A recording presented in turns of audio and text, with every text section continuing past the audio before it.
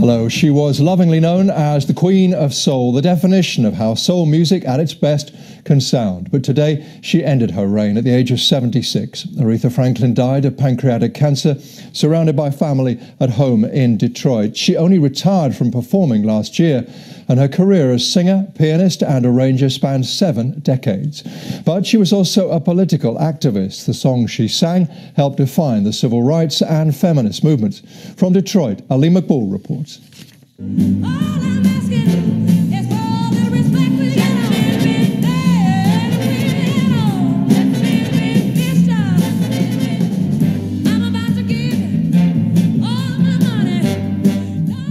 Aretha Franklin was peerless.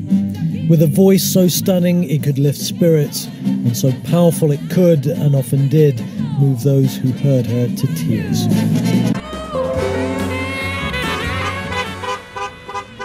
At the church where she first started singing, people who grew up in the same streets as her have already started coming to pay tribute.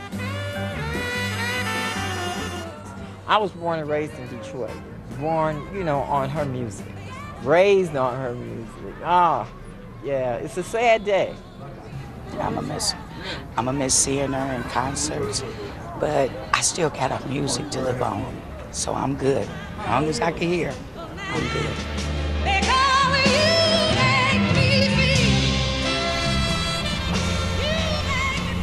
She had the best voice, and when she sang, you could feel it in your soul. And she always sang something positive and nice. I remember as a kid growing up back in the 50s and 60s, and you hate for her to go. She feel like family.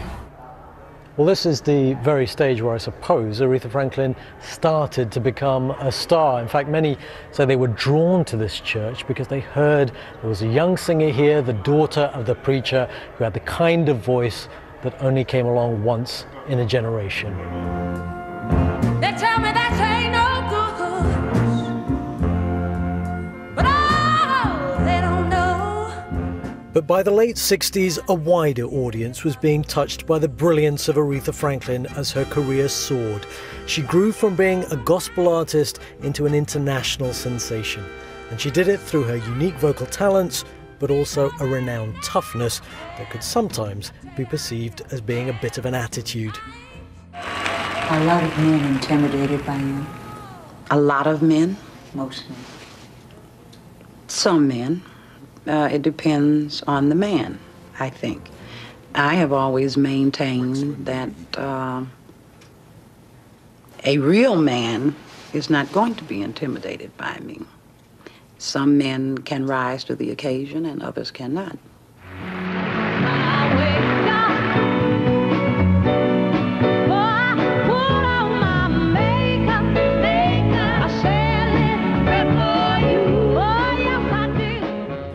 For all the molds she broke as a singer, as a successful black woman, Aretha Franklin came to symbolize more than just a sensational voice.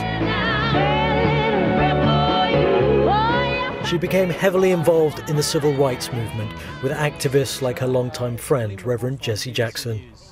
If you were going to summarize what Aretha Franklin meant to you, to this country, what would you say? A singer whose music impacted the world, but whose sense of social justice was global. She also fought for Dr. King. She fought for Nelson Mandela. She fought for Barack Obama. Her sense of community service was as broad-based as was her music. Aretha sang at the funeral of Martin Luther King after the civil rights leader's assassination, but she provided the soundtrack to African-American history and progress long after that. Being the most straightforward of choices for Barack Obama to sing at his inauguration, as she'd done at 2 previous presidential inaugurations. He today paid tribute to the woman he says managed to convey in her voice all the power and the pain of the American experience. Amongst the tributes today, Carole King, what a life, she said. Annie Lennox. Sir Elton John saying rejoice in her remarkable legacy. And from Sir Paul McCartney, let's give thanks for a beautiful life. People in her home city feel they've lost a family member, one who was generous and who helped give them a sense of worth. She released her final album just last year, and it was clear that just as she had influenced countless new musicians, she still allowed them to influence her too.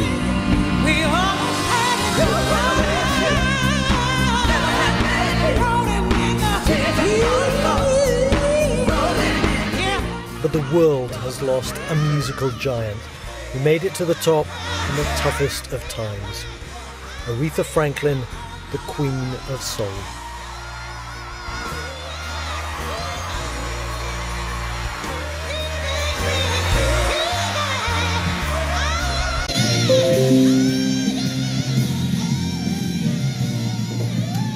Lee McCall there with that tribute. Tributes coming in, of course, from all over. And one of the most visible signs of how people feel at times like this, what's happening on the Hollywood Walk of Fame. And on your screens now, that is what's happening around Aretha's star on the Walk of Fame. Just a few of the extraordinary figures for you. That's a career, as Aline was saying, lasting 63 years, spanning 7 decades, selling more than 75 million records. It's worth remembering, too, she started singing solos at the age of 10. She recorded her first album at the age of 14. She signed to Atlantic Records in 1966. By that time, she had 3 children already, and she'd been performing and recording for a decade. She was just at 24. As Barack Obama said, nobody embodies more fully the connection between the African-American spiritual, the blues, R&B, rock and roll, the way that hardship and sorrow were transformed into something full of beauty and vitality and hope. I spoke just now to Regina Carter. She's a jazz violinist who played with Aretha. I asked her how that came about. Yes, I was hired to play with a string section in a band, a big band. A lot of the cats that were jazz musicians were also Motown musicians that you hear on those records. And so we were hired to play a party at her house. And I remember she had a chef there cooking, but she also was doing some cooking herself downstairs. It was just a really relaxed vibe, and she was very just like a normal, you'd think I'm in Aretha Franklin's home. You think of this icon, this star, but she was so completely down to earth. But still, Regina, I suppose, you're a very experienced jazz violinist. When the Queen of Soul opens her mouth to sing, it must be quite easy to forget to play. Yes, I have to really pay attention to what I'm doing. She's just she was an incredible being. It's all I could say. Just when she opened her mouth, she was church. She was the last word. No matter what kind of music you like, don't like, no matter where you come from, when you hear her sing, she would just reach into the depths of your soul and touch you. Yeah, Mary J. Blige, I think, said that she was the singer that so many other singers measured themselves against. But also people, Elton John, saying that her musicianship was underrated. She was a considerable pianist and arranger, very meticulous about her arrangements. Right, yeah, she was. And she always knew what was happening on the bandstand, although she had a musical director always. But she knew in the charts if something was wrong, and she'd stop the band and say, no, and she could tell you what section. She could hear that. So she just wasn't, a singer standing in front of the band letting everyone else handle it. She handled her business, and she always knew what was going on. And she was a really strong woman. And it's interesting because I was listening earlier to part of the interview where she was saying some people were intimidated by her. And yes, she was a very strong woman, a very strong figure that knew what she wanted.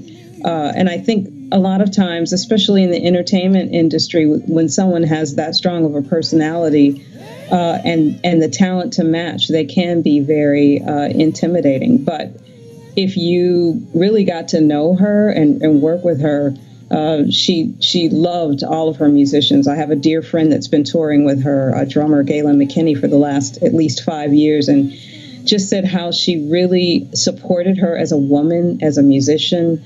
And just how genuine. She was just a genuine woman. The violinist Regina Carter there. Let's quickly round up some more of the main news for you.